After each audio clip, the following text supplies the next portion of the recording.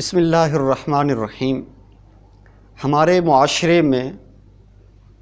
کچھ ایسی ہماری کمزوریاں ہیں جو ہم لوگوں کی اپنی ذاتی ہیں، اگر ہم ان کو ٹھیک کریں تو ہمارا معاشرہ بھی ایک بہت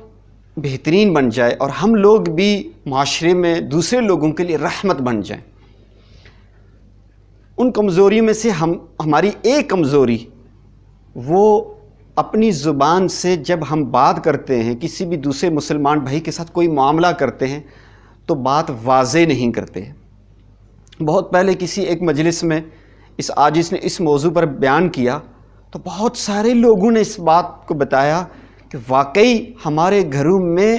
اس بات کی وضاحت اچھے سے وضاحت نہ کرنے کی وجہ سے بہت سارے گھروں میں مسائل پیدا ہوئے ہیں اور ہمیں آج ان کی سمجھ آئی ہے۔ تو ہم جب بھی کسی بندے کے ساتھ کوئی معاملہ کریں، کوئی بات چیت کریں، کسی سے کوئی بات کہیں تو کوشش یہ کریں کہ ہم بات کو واضح انداز سے، جسے ہم کہتے ہیں ایکسپلین کرنے کا جو ہمارا انداز ہے بہت واضح ہونا چاہیے، مبہم بات نہیں ہونی چاہیے۔ یہ ہمارے پیارے آقا حضور خاتم النبیین صلی اللہ علیہ وسلم کے اعمال، ان کے اقوال، ان کے افعال سے بھی یہ بات ملتی ہے کہ جب بھی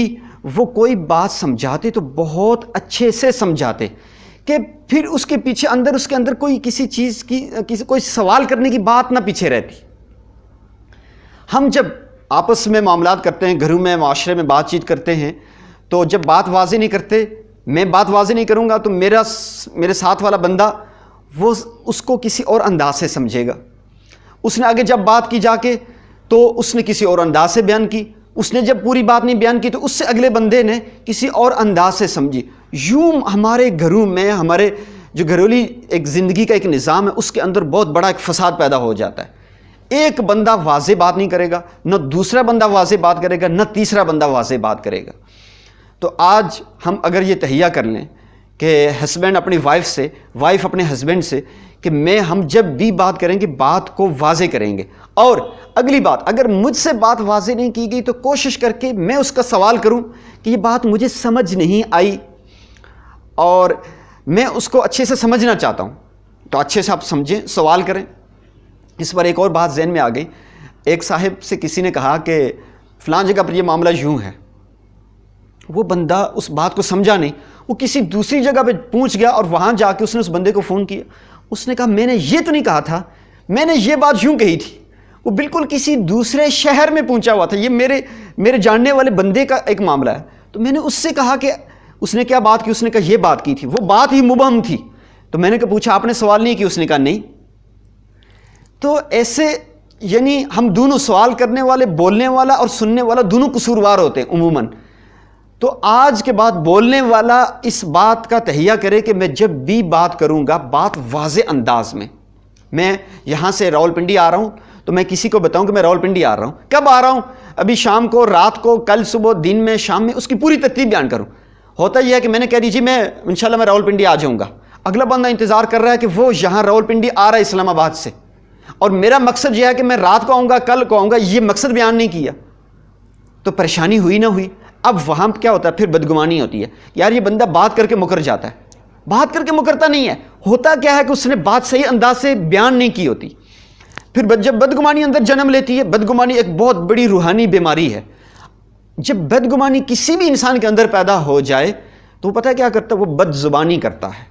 اور جب بد زبانی ہوتی ہے پھر لڑائی، جھگڑے، نفرتیں اور بغض، ہمارے دل میں وہ بغض پیدا ہوتا ہے کہ شب قدر کی رات میں ہماری مغفرت نہیں ہوتی اور ہم دل سے اس بغض کو نکال نہیں رہے ہوتے، ہم اپنی جگہ پہ صحیح بیٹھے ہوتے ہیں کہ اس بندے نے میرے ساتھ دھوکہ کیا، غلط کیا، وہ اپنی جگہ پہ صحیح بیٹھا ہوتا ہے کہ بھائی نہیں میں نے یوں بات کی تھی۔ تو ہماری معاشرتی زندگی میں بہت ساری بیماریوں، لڑائی جھگڑوں کا، نفرت کا، بغض کا، کینہ کا، ایک دوسرے کے ساتھ جو قطع تعلقی کے معاملات ہیں، وہ بات کو واضح انداز میں بیان نہ کرنے کی وجہ ہے۔ انشاءاللہ آج کی اس گفتگو کے بعد جتنے سننے والے لوگ ہیں اس بات کا تہیہ کریں گے کہ ہم اپنے والدین ہوں، اپنے اساتذہ ہوں، اپنی اولاد ہو، اپنے بہن بھائی ہوں، میاں بیوی ہوں، اپنے رشتہ دار ہوں، اپنے دوست احباب ہوں، عمومی بات چیت ہو یا لین دین کا معاملہ ہو، ہم جب بھی بات کریں گے بہت اچھے انداز سے کہ اگلے بندے کو بات سمجھ میں آ جائے، اور سننے والے ہم سب یہ تہیہ کریں کہ انشاءاللہ جب بھی بات سنیں گے اگر تھوڑی سی بھی اس کے اندر تھوڑا سا شک و شبہ والی بات ہے، ابہام ہے، کوئی بات ہلکی سی سمجھ نہیں آ رہی، تو ہم اس کو پوچھیں۔ بہت سارے دنیا میں ایسے نوجوان لڑکے لڑکیاں، ایسے مرد عورتیں کہ وہ بات واپس پوچھتے نہیں ہیں، انہیں پتہ بھی ہوتا کہ اس کے اندر ابہام ہے۔ تو آج کے بعد ہمیں جب سمجھ نہیں آئے گی تو ہم پوچھیں گے کہ یہ بات آپ نے کہی تھی اس وقت آنے کی، اس وقت یہ چیز دینے کی، اس وقت یہ چیز لینے کی، تو اس کا معاملہ کیسے کیوں ہے، تاکہ بہت اچھے انداز سے بات واضح ہو جائے۔ اگر ایک اس بیماری کو ہم کنٹرول کر لیں، آپ اپنے گھروں میں، اپنے معاشرے میں دیکھیں گے کہ بہت سارے مسائل سے ہم چھٹکارا حاصل کر سکتے ہیں۔